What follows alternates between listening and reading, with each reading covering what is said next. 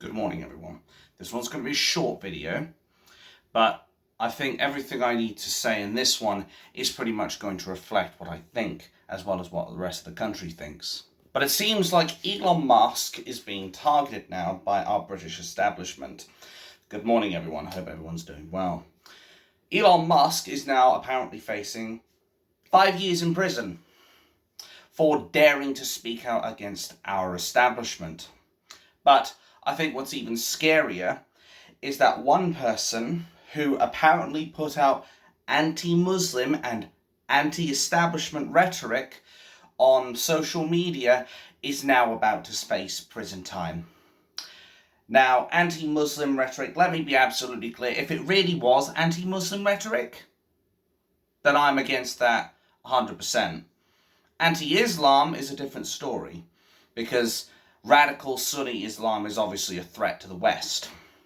But if it is just generally hating on all Muslims, then let me be clear, I hate every notion of that.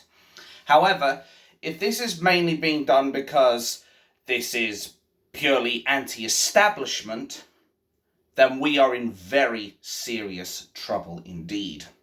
Because what it effectively means is they are now going after people who speak negatively against the government. Anybody recall the time where I mentioned the Online Harms Act, where if you speak out negatively against the government, they said that they could categorically sentence you to up to 18 years in prison. Looks like that is soon going to be a reality.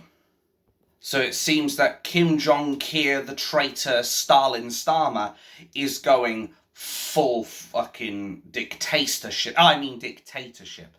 Or maybe I was right first time.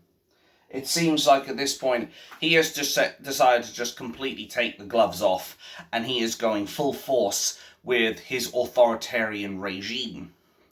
I can tell you right now, as I've said many times before, we will not last 5 years in this dictatorship. We'll be lucky if we last 1 year, let alone 5. But I think, as I said before, that the moment Labour loses power here, they're losing it permanently. I don't think there is anybody who is going to ever vote the Labour Party ever again after the treachery and the deceit that they've done to the British people. Let's not also forget that I think Angela Rayner was originally planning to actually put the British people first, but of course, even if you were to believe that, she's now done a complete U-turn akin to a U-bend in a toilet, in that she is now making all the shit come back up, in that she wants to now house these illegal immigrants, the terrorists. They want to put these people over their own fucking people. But of course the mainstream media won't tell you this. You know the drill, folks, because say it with me, it doesn't suit the narrative.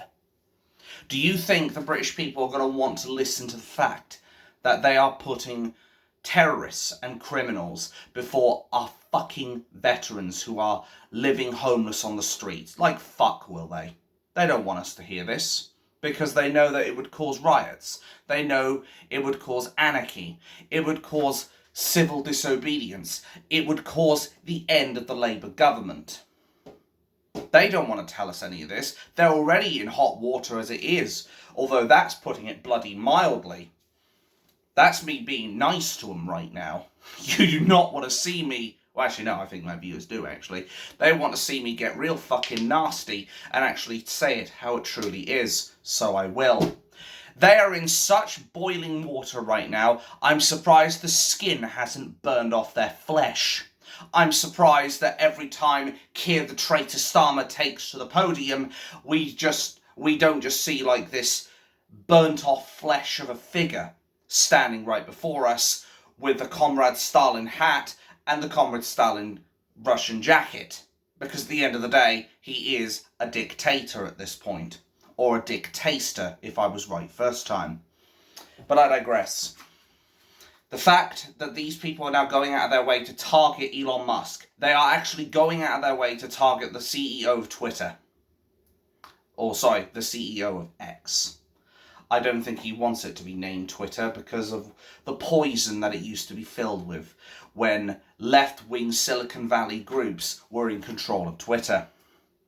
But if they're going after Elon Musk, this should scare a lot of people, because X is effectively one of the best, if not the best, freedom of speech platforms there currently is right now. It is one of the best sources of alternate media right now, because there are a lot of people on that platform, including Tommy Robinson, who had his account reinstated a while back, who are basically out there challenging the mainstream narrative. So if they are going out of their way to target Elon Musk now, it means they're not just targeting him, they're targeting every single citizen journalist that there is in this country. They are trying to block Twitter, X, as we speak in the United Kingdom. Why is that? Are they afraid of people challenging their views or their narrative? I think you don't need 3 guesses to figure that one out. That's the way I look at this at the moment. I see an establishment that is terrified of alternate media, that are scared of the people of Britain, as they should be, because people shouldn't fear their governments. Governments should fear their people. The government should be worried about what happens if they do not fulfill the wishes of the British people. They should be listening to what we have to say. And as such, they need to be dealing with the immigration, they need to be dealing with the terrorists, they need to be dealing with the illegals that have come into this country and kick them out, take out the trash and whatever. They need to make sure that our country is putting our people first, and they need to make sure our people are safe from all forms of attack as best they can. But we don't see that, do we? The mainstream media do not want to tell us this. They just want to focus on what's good for the Labour Party. Kier the Traitor Starmer is only interested in what benefits Kier the Traitor Starmer. Nothing else. He's basically like, I'm alright, Jack, and fuck everyone else. That's the way I look at things.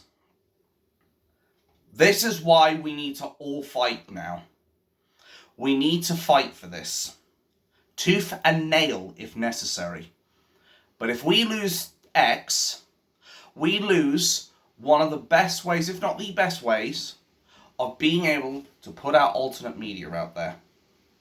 Yes, people will say, what about the YouTube videos you're doing right now? Well, here's the thing. A lot of people are on Twitter. It's much easier to read a tweet than it is to watch a 10-minute, 20-minute, 30-minute, 40-minute video, and I have done 40-minute videos. But it is much easier to read a small bit of text of 200 characters than it is to listen for 40 bloody minutes. That's why they want to get rid of Twitter. They get rid of Twitter and they take down a huge network of citizen journalists that are able to tell the truth, where the mainstream media keep reporting nothing but lies. Which, last time I checked, isn't that against Section 2 of the 2006 Fraud Act, fraud by false representation? Of course, the mainstream media don't want to tell you that.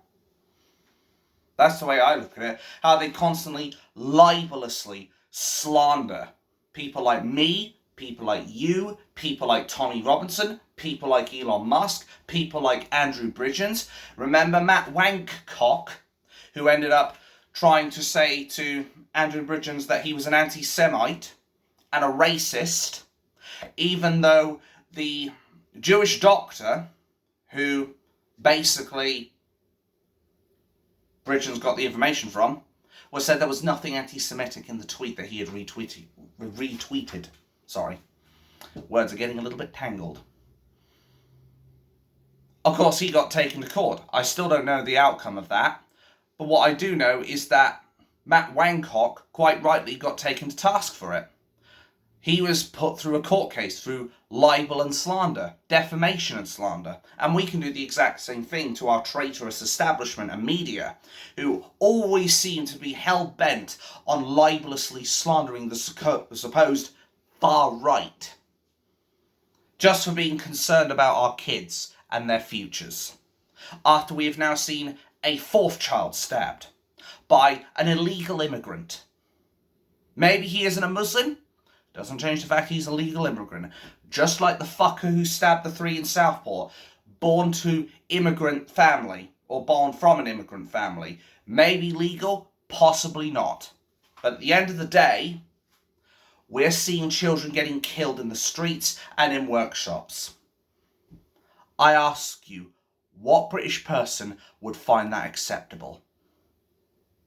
More importantly, what British person would find it acceptable for Kier the Traitor Starmer to turn his back on the kids? You will be very hard pressed to find that person. And at the end of the day, what it comes down to is they're trying to take away freedom of speech and our ability to protest, quite rightly, even if we've gone about it the wrong way in some smaller numbers case, of the riots, which I do not condone. I condemn them, but I completely understand why they've done it. They would be interested in turning the screw and making sure we don't have a voice for the voiceless. Well, I'll tell you now, we will not stop talking, and we will not stop challenging the establishment who wishes to silence us.